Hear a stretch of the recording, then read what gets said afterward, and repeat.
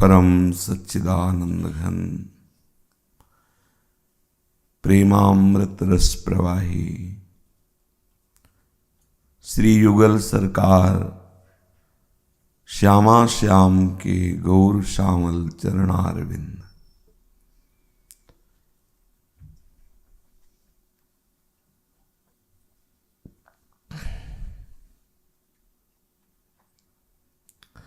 यही हमारे जीवन सर्वस्व है, यही परम साधन है और यही परम साध्य है।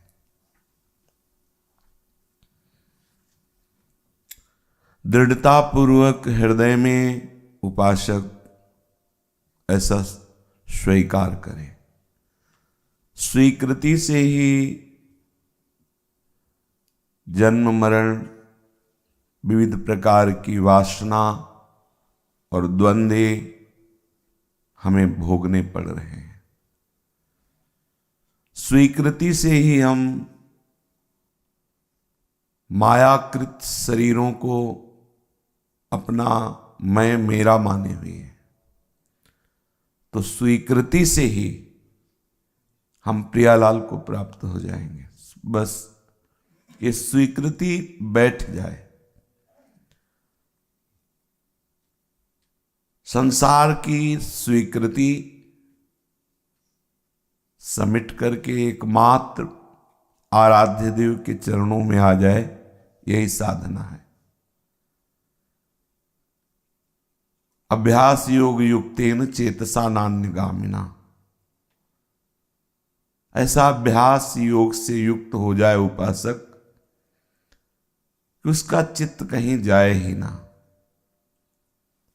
देखो, जहां हमने स्वीकृति नहीं दी है वहां हमारा चित्त कभी नहीं जाता है, कभी हमारा मन नहीं जाता है। जिस वस्तु की स्वीकृति, जिस व्यक्ति की स्वीकृति, जिस स्थान की स्वीकृति, जिस संबंध की स्वीकृति, जिस मान्यता की स्वीकृति, बस उसी में हमारा मन जाता है। तो अगर ये स्वीकृति सब जगह से हम समेट करके आप रहे वहीं, उन्हीं के बीच में रहें, वैसे ही एक संसारी पुरुष जैसी ही चेष्टा है, खान पान व्यवहार, बस स्वीकृति बदल देनी। ये मेरे नहीं, ये मेरे लिए नहीं, मैं इनका नहीं। बस आप चमत्कार देख लीजिए, दूसरों न कोई, मेरे तो गिरधर गोपाल,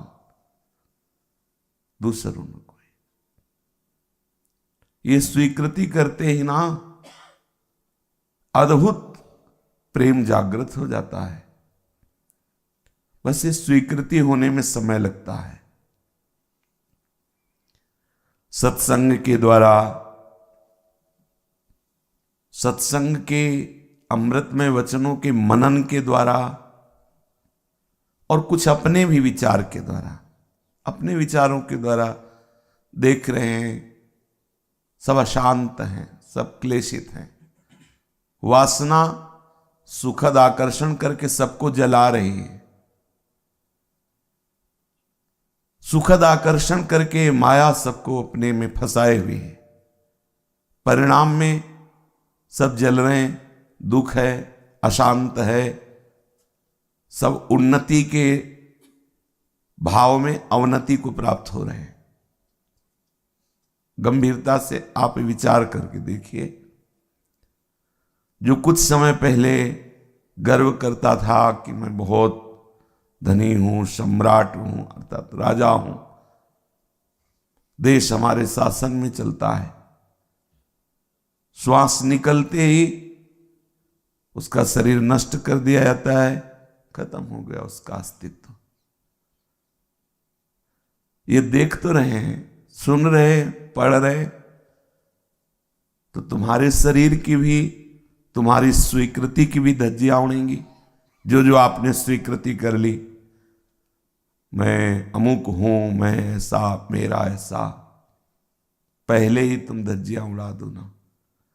जो तुम्हें छोड़ना चाहते हैं उन्हें तुम पहले ही छोड़ दो तो आनंद में हो जाओगे, और जब वो छोड़ेंगे तो तुम रोते रहोगे उनके राग में। इसीलिए गोस्वामी जी कह रहे हैं, सुत बनितादि जान स्वार्थ रत ना करू नेह सभी ते ना करू नेह।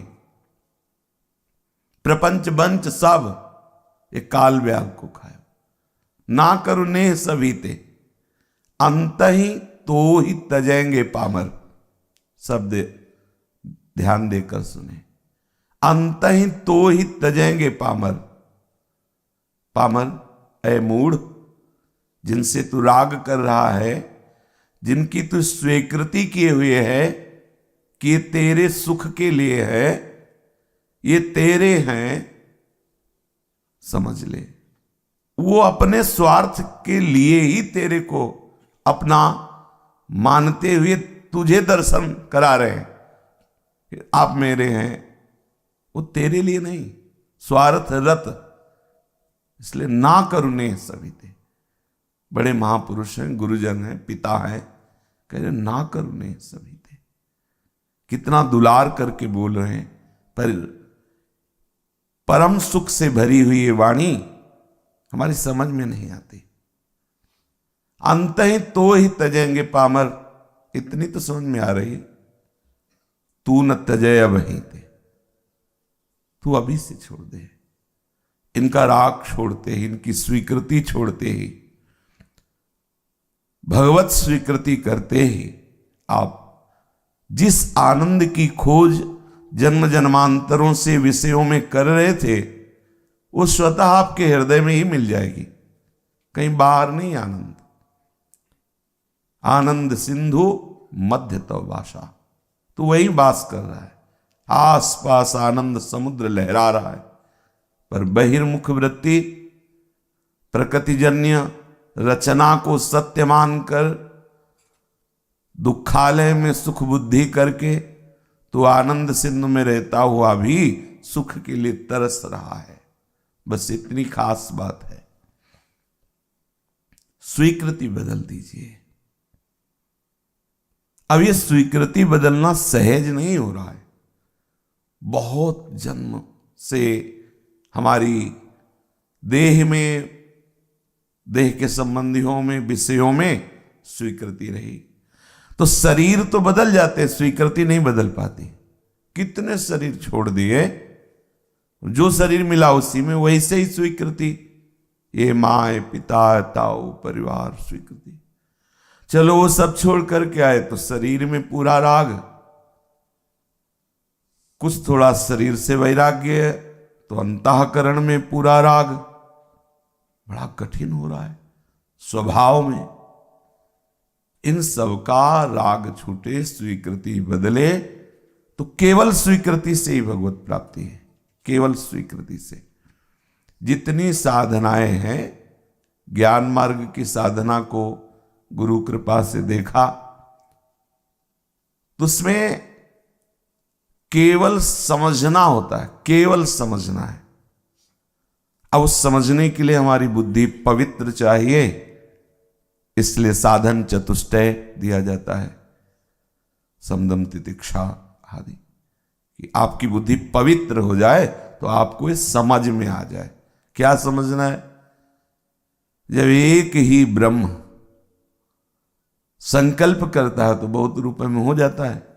तो जो तेरे ये रूप है, तेरे ये नाम है, ये संकल्प के कारण है। संकल्प हटा दे तो तू वही है, बस इतना है।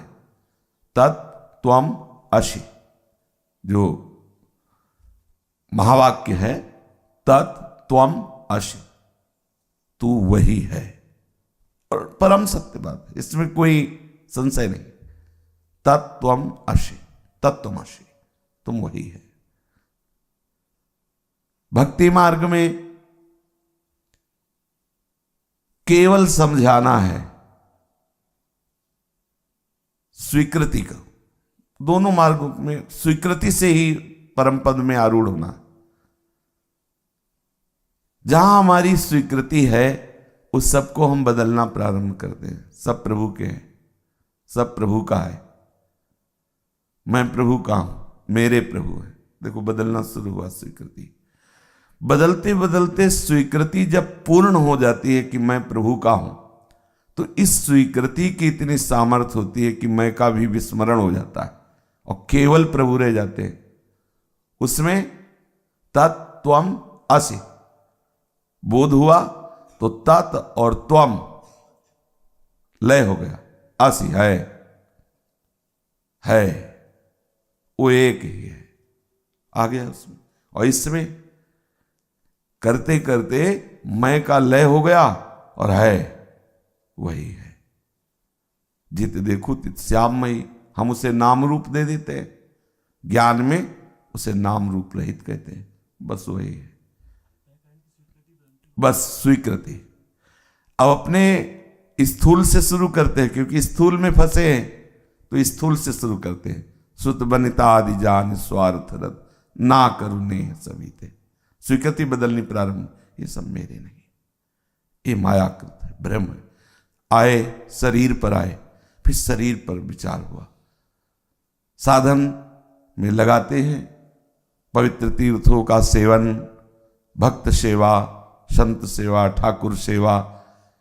तो शरीर ने जो दुष्कर्म किए, दुष्कृति हुई, उससे जो बुद्धि मलिन हुई, तो शरीर के पवित्र आचरणों से, पवित्र सेवन से, गंगा आदि तीर्थों का सेवन, भगवत धामों का सेवन, इससे बुद्धि पवित्र होना शुरू हुई।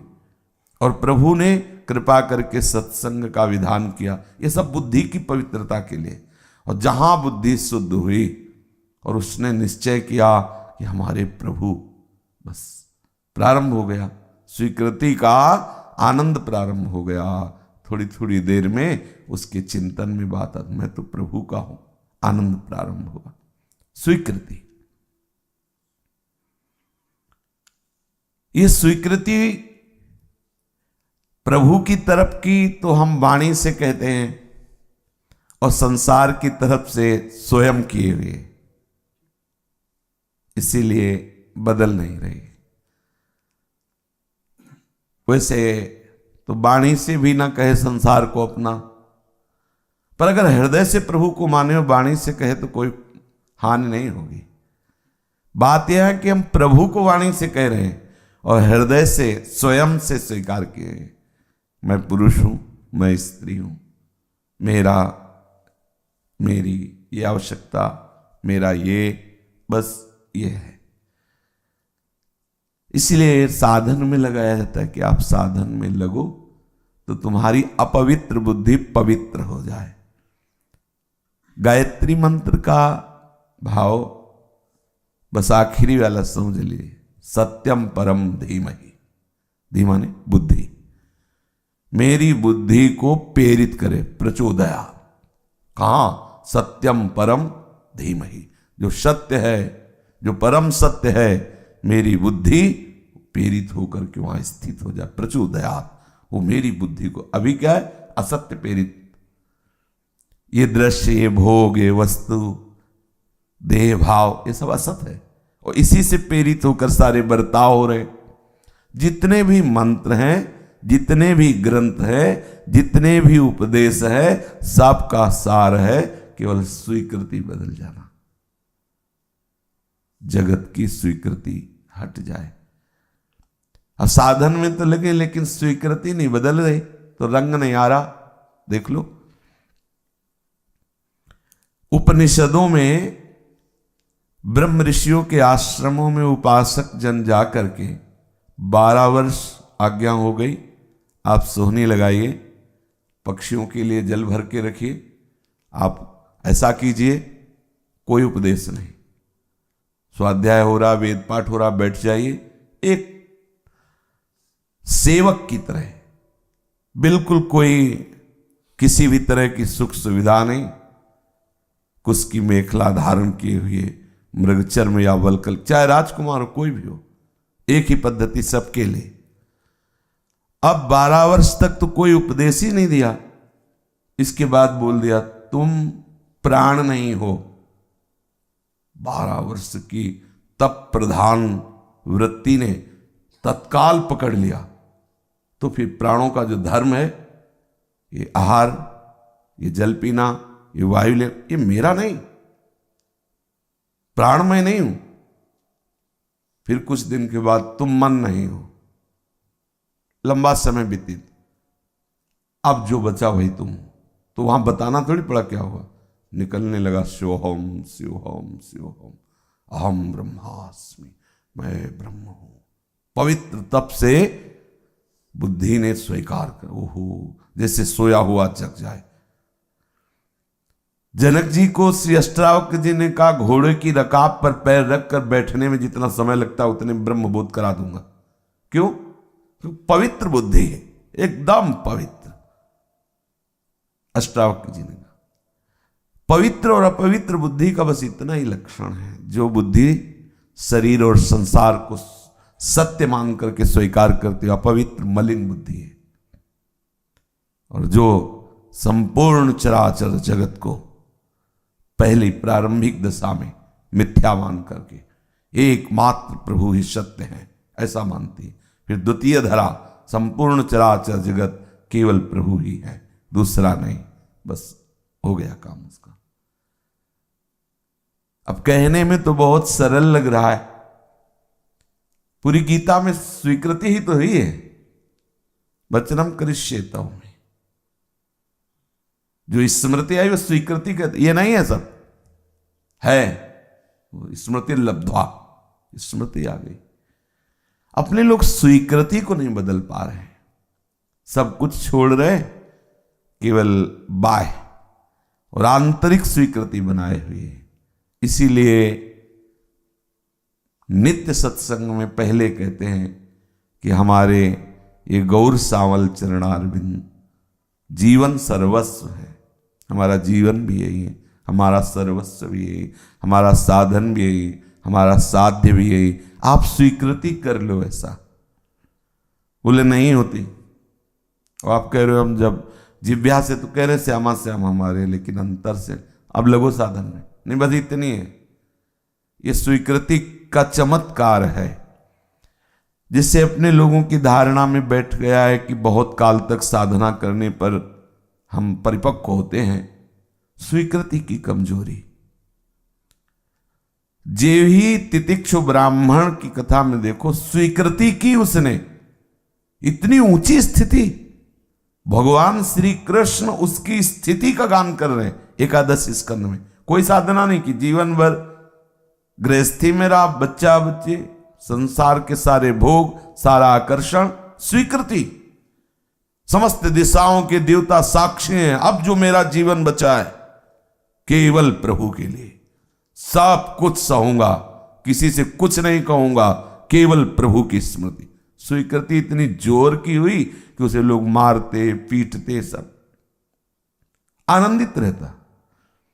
बुखार आना और भी कई तरह की पीड़ाएं लोग देते, और प्रकृति में शारीरिक बहुत दंड मिलते, लेकिन कभी स्वीकृति, हमारी स्वीकृति कहाँ है?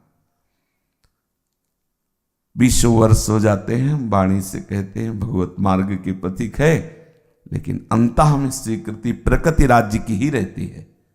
ये सूक्ष्म विषय है।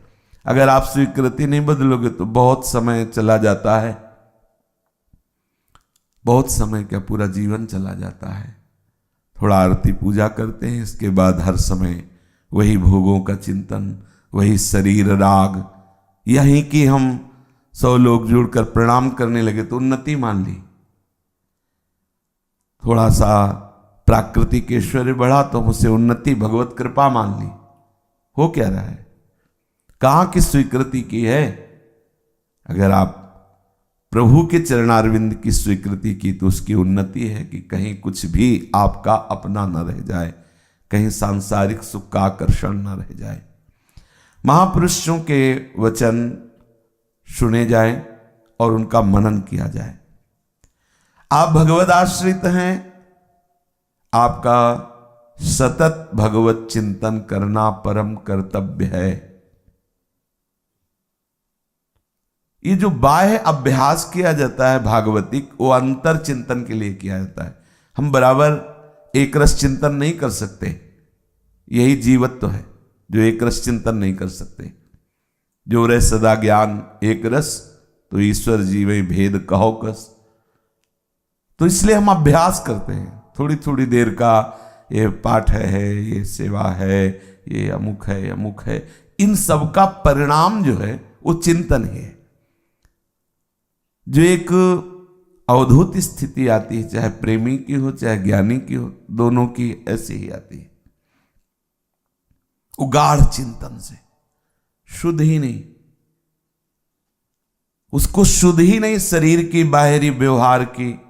देखो अपने लोग तो प्रगट सेवा भाव से विराजमान किए हैं। बिहारी देव जी महाराज बिहारी जी की सेवा 3 दिन तक वो ऐसे दतून रखी हुई, यमुना किनारे खोई हुई, शुद्ध ही नहीं। यह है परिणाम। ये कैसे आता है? चिंतन से। प्रगट सेवा में असमर्थता आ गई, अब हमसे बिहारी जी की प्रगट सेवा नहीं हो पा रही। अंदर का चिंतन इतना गाढ़ हो गया कि बाहर तो हो गई सेवा, अब अंतर की सेवा प्रारंभ हो गई जो अपनी भाव की है। प्रायः बड़े बड़े महापुरुषों में देखा गया है बिना चिंतन के वो स्थिति नहीं आती। इसलिए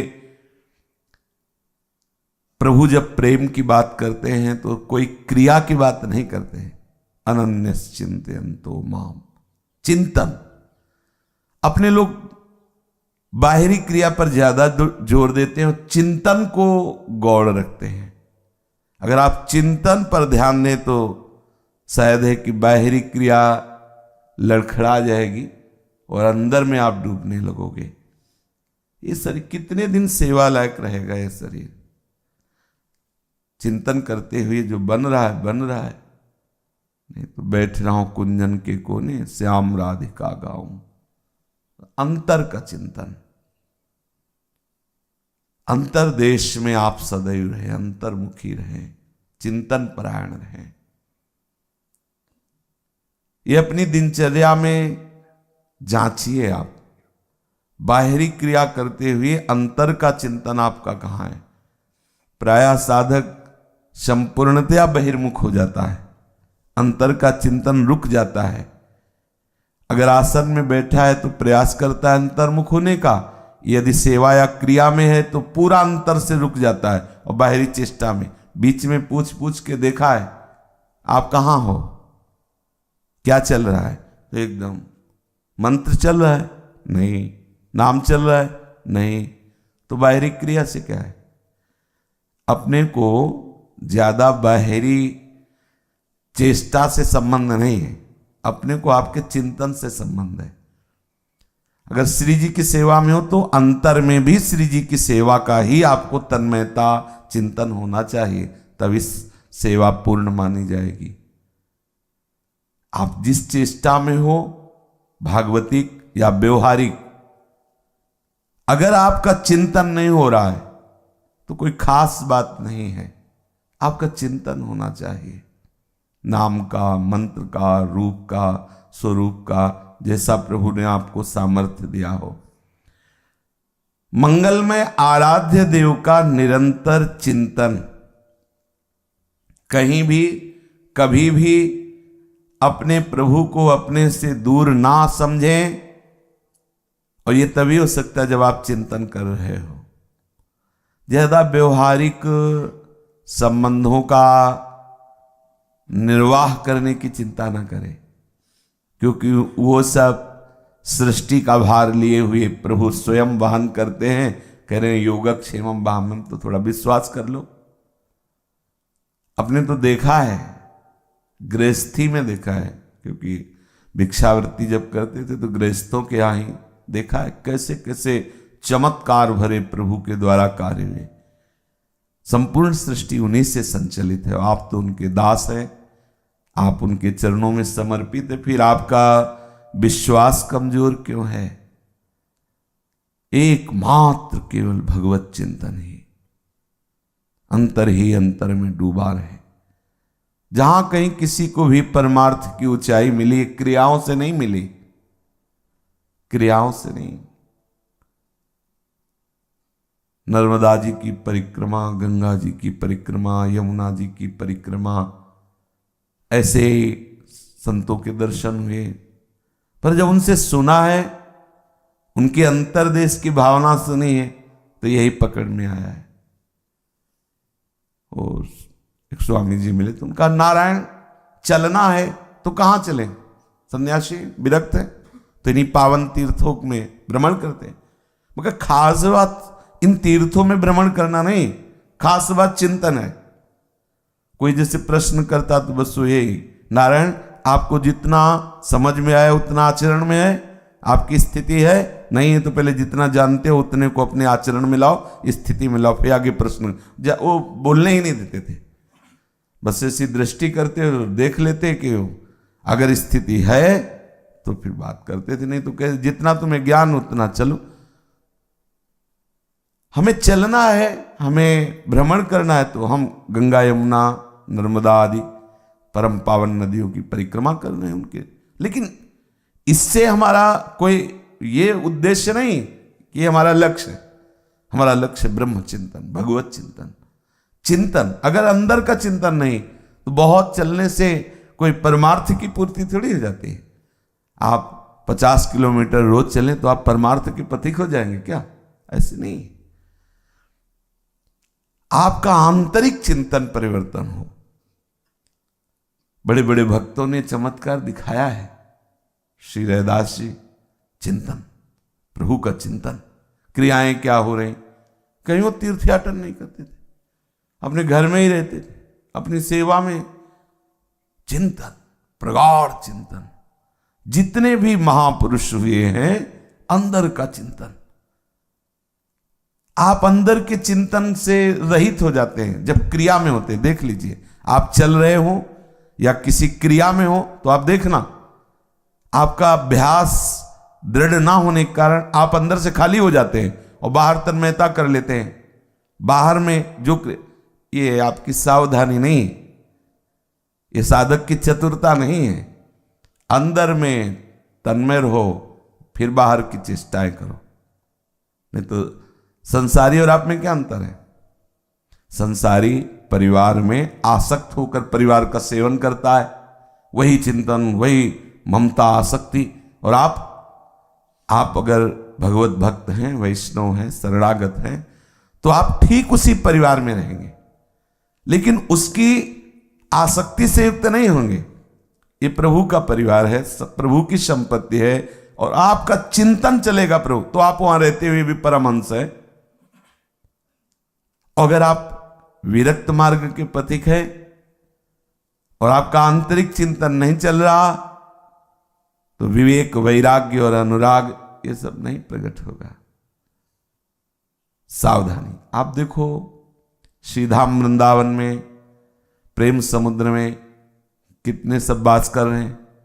दृष्टि डाल करके देख लीजिए किस तरह के व्यवहार हो रहे हैं, देख लीजिए। जिसका प्रगाढ़ चिंतन, वही धाम के सुख को लूटेगा। कल्याण होना यहां का प्रभाव है, लेकिन आपका स्वभाव आपको यहां परमानंद में निमग्न नहीं होने देगा।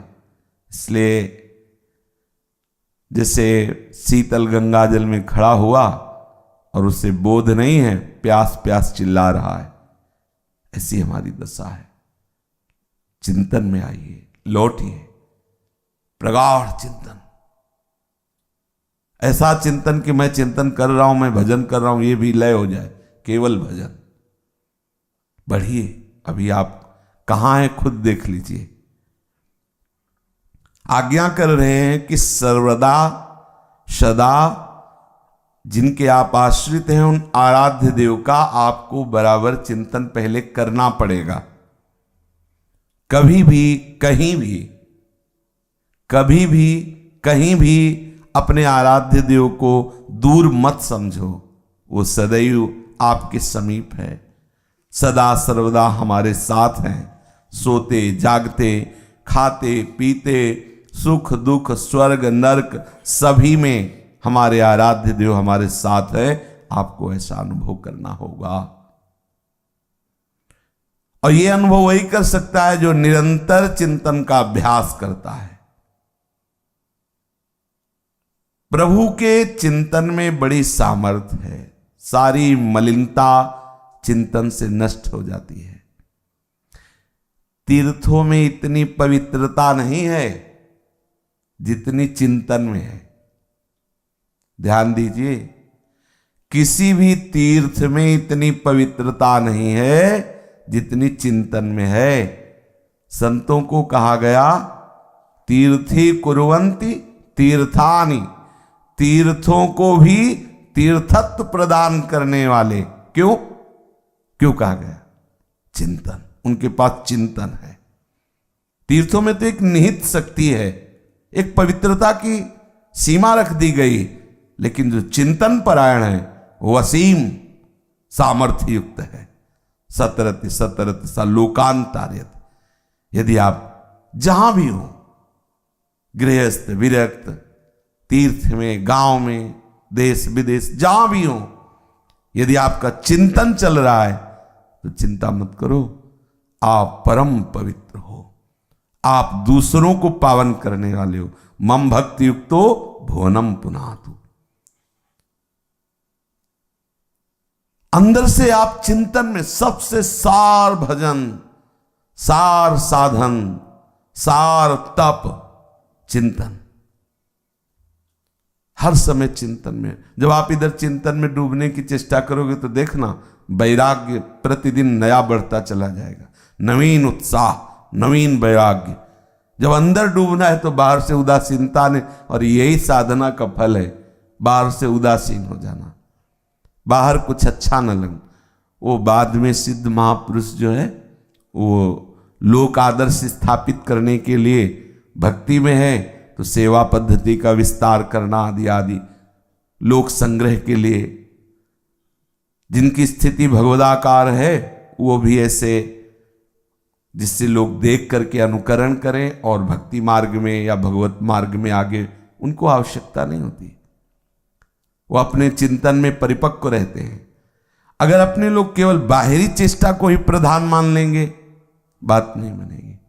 हमें पहले छक के भजन की तरफ झुकना चाहिए। जो हमें सेवाएं मिली हैं उसको निर्वाह करें चिंतन युक्त होकर के। चिंतन रहित होकर हम किसी भी सेवा का विशेष आदर नहीं करते।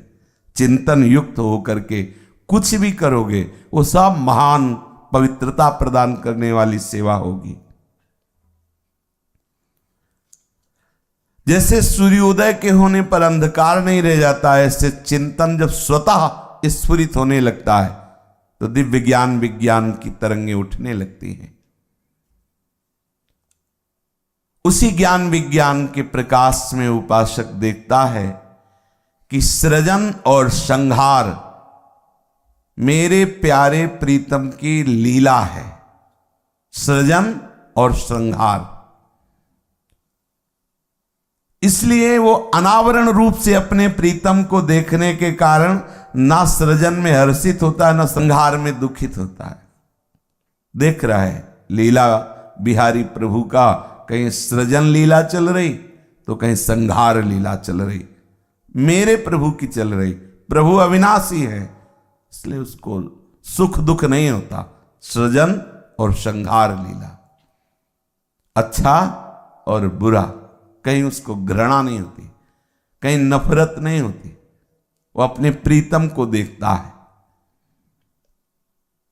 प्रभु की लीला देखने वाला उनके प्रत्येक लीला अभिनय में उनको पहचान कर प्रणाम करता है और मुस्कुराता रहता है। लीला अभिनय, देखो जो नाटक सिनेमा आदि देखते हैं तो पहचान जाते हैं कि नहीं पहचान जाते? ये अभिनेता कौन है? बोले वही है जो उस नाटक में था ना, उसमें ये बना था, अब इसमें ये रोल कर रहा, ये वही है। वो बड़े आराम से देखते हैं। नहीं देखते? तुम क्यों नहीं पहचान पा रहे? तुम उपासक हो, जगन नाटक मंच में तुम्हारा प्रीतम रोल कर रहा, तुम पहचान नहीं पा रहे हो? पहचान लो। सृजन और संहार दोनों लीला हमारे ही प्रीतम की हो रही है। अन्य नाटक में, अन्य सिनेमा में अलग अलग होते हैं, डायरेक्टर अलग होता है, प्रोड्यूसर अलग होता है, नेता वो अभिनेता अलग होता है और अभिनेत्री अलग होती है। और हमारे में डायरेक्टर भी वही, प्रोड्यूसर भी वही, अभिनेता भी वही और अभिनेत्री भी वही, पर्दा भी वही, मंच भी वही। ये पहचान लो, केवल किसी सूझ वाली आंख ने पहचान की, कण कण कण में झांकी, मेरा प्रीतम लीला अभिनय कर रहा। अच्छा, जब हम नाटक देखते होते हैं और उसमें दो पक्ष होते हैं प्रत्येक नाटक में, एक होता है धर्म विरुद्ध क्रूर कर्मा और एक होता है लोकाचार व धर्माचरण करने वाला। हमारा पक्ष किसी का भी, सबका पक्ष उधर ही होता है जो ठीक से धर्माचरण करता है, और जब उसको कहीं सताया जाता है तो पीड़ा होती है, जबकि जान रहे नाटक हो रहा है। और जब कभी वो अधर्माचरण करने वाला उन्नति को प्राप्त होता है तो पीड़ा होती है, और जब उसका विनाश होता है तो शीतलता होती, भले मारा गया, लेकिन वो ये समझ रहा है कि मारा नहीं गया, अगले वाले नाटक में फिर यही आएगा। अच्छा, अब वो इसमें तो गलत रोल में था, अगले वाले में अच्छा आया तो हम उसके पक्ष में हो गए। अब आप किसके पक्ष में हो? उसके रोल के पक्ष में जो हो रहा है उसमें दुखी सुखी हो रहे, उससे नहीं हो रहे, क्योंकि पीछे वाले में अच्छा रोल किया था और इसमें उसने गलत रोल लिया है, गलत अभिनय कर रहा है। तो आप अच्छे से समझ लीजिए, जब तक आप क्रियाओं में फंसे रहेंगे तो दुखी सुखी होते रहेंगे, कारण में पहुंच जाएंगे तो दुख सुख नहीं हो। कारण में कौन अभिनेता है? बोले वही मुरली मनोहर, ललित त्रिभंगी, चाहे जो भी क्रिया हो उनके सिवा। ये ज्ञान विज्ञान की तरंगे उस उपासक के हृदय में आ जाती है जो चिंतन परायण होता है, तभी तो आनंदित रहता है। और उपासक होकर के आनंद नहीं है तो केवल वो फिर दम्भ होता रहता है, पाखंड होता रहता है, क्योंकि आनंद की पूर्ति के लिए उसे विषयों की तरफ जाना पड़ेगा, समाज में अपनी इज्जत बनी रहे इसलिए पाखंड की तरफ जाना पड़ेगा। ढोल के भीतर पोल बजता रहता है, ठोसता है नहीं, और ये रस कूटस्थ है, घनीभूत, पोल नहीं इसमें। भक्ति तो बढ़े घनी और हरि हो सहाय, घनीभूत, इसमें पोल नहीं है। ज्ञान विज्ञान की तरंगें उदित होती हैं, वो लीला अभिनय में अभिनेता के रूप में विचित्र भाव भंगियों को करने वाले सृजन और विनाश दोनों में अपने प्रभु को पहचान कर मुस्कुराता रहता है। प्यारे, ऐसी लीला आपकी हो रही है। ये बिना आए चाहे जिस भाव के आप हो आगे नहीं बढ़ सकते, क्योंकि आप फंसे इसी में तो हो ना, तो आगे कैसे बढ़ोगे? पहले यहां की समस्या समाधान करो। सर्वान वस्तुतया निरीक्ष परम स्वाराध्य बुद्धिर्मम। जब वो देख लेता है कि हमारे प्रीतम ही ये सब लीला कर रहे हैं तो उसकी चाह मिट जाती है। हम कोई सुंदर रूप देखा तो हमारा मन आसक्त होगा, और जब हम परम सुंदर को उसमें देख लेंगे तो उस रूप में आसक्त नहीं होगा, क्योंकि वो अभिनय का रूप है। हम जहां उपासना कर रहे हैं उपास्य देव में आसक्ति होगी, इसीलिए उपासक के हृदय में कोई चाह नहीं रह जाती, और वो किसी भी लीला पर कोई टिप्पणी नहीं करता। बहुत दुष्ट नीच ऐसा नहीं बोलेगा, क्योंकि वो जान रहा है कि ये दुष्ट नहीं है, दुष्टता का स्वांग है, वो जान रहा है। प्रीतम प्रभु जब वाराह बने तो किसी ने भी कहा बहुत गंदे हो तो हमें बताओ, वही कहेगा जो जानता नहीं तो स्तवन जिन जिन ऋषियों ने किया, जब वराह भगवान ने हिरणाक्ष का उद्धार किया तो उस समय आप स्तवन देख लो। जब मत्स्य बने तब आप स्तवन देख लो, क्रूर्म बने, नरसिंह बने, आप देख लीजिए। जानकारों ने जब स्तवन किया तो कहीं भी प्रभु के उस स्वांग में वह प्रभु का स्तवन किया, आपने ये रूप धारण किया है। ऐसे ही चराचर जगत के रूप में मेरे प्रभु प्रकट हैं, अमित रूप प्रगटे देगा। अमित रूपों में। देखो मेरे प्रभु प्रकट है अमित रूपों में। ये हम प्रवचन कर रहे हैं, अंदर से अनुभव जब तक नहीं होगा तब तक प्रवचन करने से या प्रवचन सुनने से केवल बात नहीं बनेगी। इसीलिए हमारे प्रभु ने प्रायः प्रगट रूप ये सब धारण किए कि भाई 24 अवतारों में आप इतना समझ लीजिए कि मैं ही हूं, क्योंकि 24 तत्व हैं तो हर तत्व प्रभु ही है, प्रभु ही सब रूपों में है। ना कहीं उपासक का मन मैला होता है, नहीं होता। मान लो जैसे कोई घृणित से घृणित, उसको तत्काल ध्यान आता है कि स्वांग तो घृणित है लेकिन करने वाला। अब सूकर रूप कैसा होगा, तो सुने से ही वो सब हटाते हुए और पृथ्वी को धारण करते हैं। तो सूकर वैसे ही मत्स्य रूप, वैसे ही कुर। तो किसी ने घृणा की क्या कि सुअर है, वाराह भगवान, उन्हें हम कह रहे हैं वाराह भगवान, और ये सब सुअर है सुअर, छू न जाए। यही तो नाटक कर रहा है।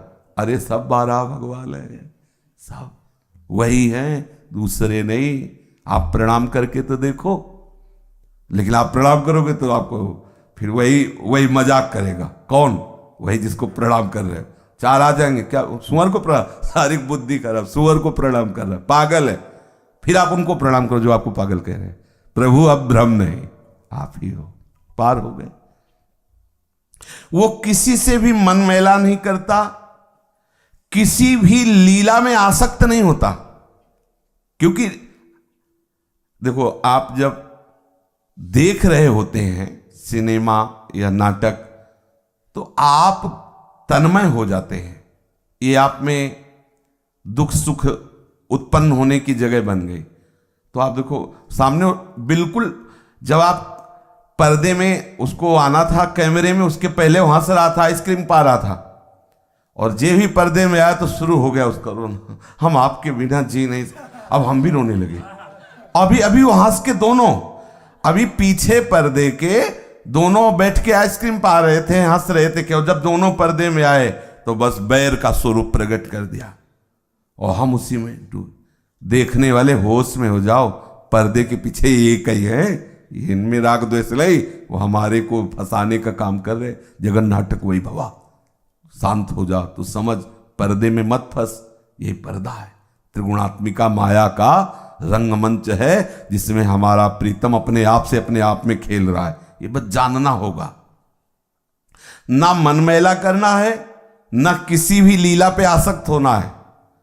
जब हम रोने लगते हैं, जब हम हाव भाव, अब अगला क्या होने वाला है, अब नहीं होता ऐसा। उस समय हम तन्मय हो रहे होते हैं उस सिनेमा। अगर कोई जरा बोल रहे चुप रहो, हमारा फेवरेट प्रोग्राम चल रहा है। तुम्हारा फेवरेट क्या है? निकुंज। इस प्रोग्राम में फेवरेट मत लाना, पूरी सृष्टि का फेवरेट प्रोग्राम मत मान लेना। यहां माया का प्रोग्राम हो रहा है, तुम्हारा त्याज्य प्रोग्राम हो रहा है। ग्राह्य प्रोग्राम है दिव्य लीला, चिदानंदमय लीला, प्रभु का नाम रूप लीला धाम। उधर ये लीला त्याज्य।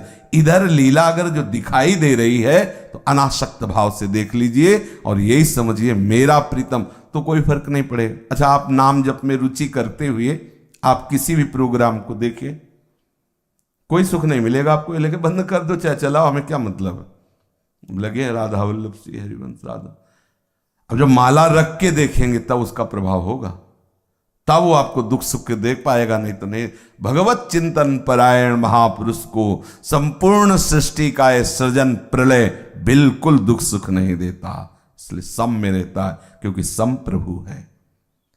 देखिए, हृदय से देख लीजिए, ना उसका मन मैला होता है, ना किसी लीला पर आसक्त होता है। वो बस लीलामय को देखकर मुस्कुराता रहता है। लीलामय देखकर आप प्रभु। अब जिनकी धरा इस माया के पर्दे से आकृष्ट है, पर्दा लगा हुआ है, ऐसा कैसे हो सकता है? हम इतना नहीं सह।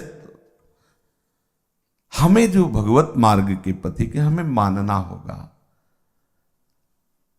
अच्छा, जिनको अभिनय का परिचय नहीं होता कि अभिनेता कौन है, अभिनय कौन कर रहा है, ज्यादा आपको सुख नहीं मिलेगा। सबसे पहले परिचय बनाया, ये कौन आया? बोले अमुक। अच्छा अच्छा वो, हाँ अब ठीक है भैया, परिचय कर लो आप भी। इस लीला में, इस नाटक में दूसरा नहीं, ना अभिनेत्री है ना अभिनेता है, मेरा प्रीतम ही बला हुआ है, वही अभिनेता है, वही ये 1 मिनट में बन जाते हैं। देखो अमृत का कलश लिए हुए अभिनेत्री बने हुए हैं, मुस्कुरा रहे, और दैत्य अमृत का कलश दे रहे, बोले होश में हम उल्टा हैं, अपना आप कह रहे पढ़ बोले हम किसी की होती नहीं, उल्टा का मतलब किसी के हम होते नहीं, हम किसी की पतिव्रता नहीं है, क्योंकि कोई पति है ही नहीं, खुद जगत पति है, इसीलिए बोले कि हम किसी की, हाँ। अरे और इतना कहने के बाद जानते हो क्या, उदासीनता नहीं दिखाई, मुस्कुरा के और तिरछी चेहरे बोले तुम थोड़ी देर ही मुस्कुरा दे, ये अमृत ले, ऐसे ही तो हम लोग ठगे गए, ले अमृत कलश, जितनी श्वासें हैं सब दे दिया, यही अमृत कलश है। प्रिया प्रीतम का विस्मरण किए प्रभु का, और हम आपके हैं। फिर आगे कौन, बोले कोई नहीं आगे परिचय पता चलता है, बोले हम आपके हैं, फिर आगे चलता है कौन, बोले कोई नहीं अंत ही तो ही तजेंगे पामर, तू न तजय वहीं ते।